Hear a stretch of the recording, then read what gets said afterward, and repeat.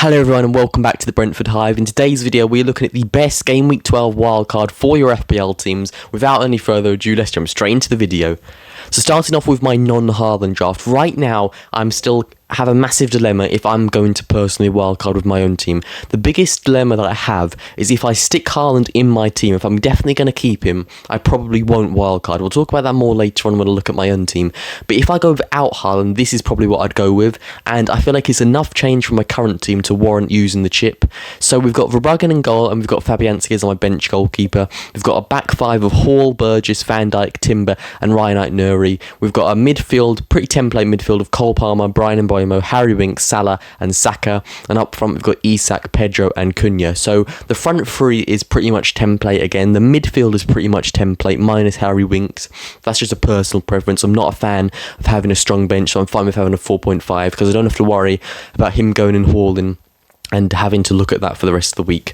And then the backline is where the most changes come from in the wildcard draft. So I see a lot of people have gone with Sanchez, a few people have Pervis Stupinan, some people have Kirkes, I've seen some people with Gabriel, Gvardiol, players like that. So that's where the biggest changes come from. I'm fine with this draft. I think it looks good, but is it good enough to warrant having the worry of having to watch Manchester City matches each week without having any City assets, but particularly without having Haaland? I don't know.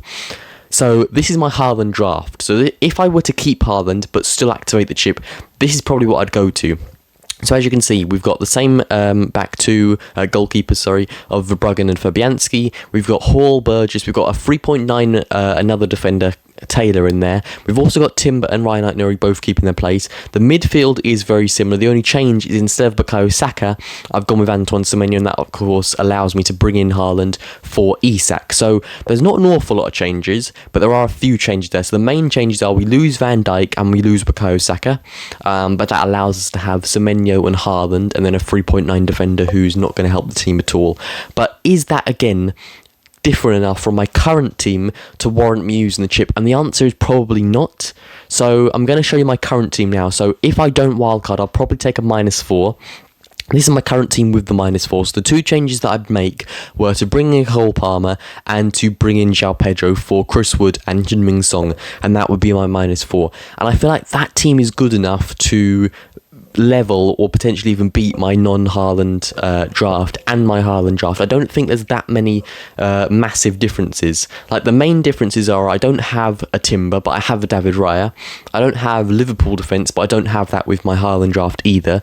I've got no Saka, but I don't have that with my Haaland draft either. So I just feel like there's not enough changes here for me to warrant using the wildcard chip unless I went without Haaland. But even then, is that team good enough to then say I don't want to have Haaland in my team? So those are the current dilemmas that I have. Let me know what you think in the comment section below. Which of these three teams do you think is the best? The first one was my non-Haaland draft, the second one was my Haaland draft, and the third one current on screen now is my current team with a -4 taken. That's it for today's video. I just thought I'd get a quick video to talk about my current wildcard dilemma, which teams I probably look at, and yeah, it's international break. We're already halfway through the international break. Congratulations, you've made it this far without going crazy. Honestly, for me, the week's completely flown by, but football is officially back next week, so we've only got 7 days to go. One more thing I want to talk about though, FPL Gameweek, if you haven't already seen it already, it's a website where you can look at all your mini leagues in live time, but also it has a leaderboard of content creators, and I've been added to that leaderboard this week, so thank you very much to FPL Game Week.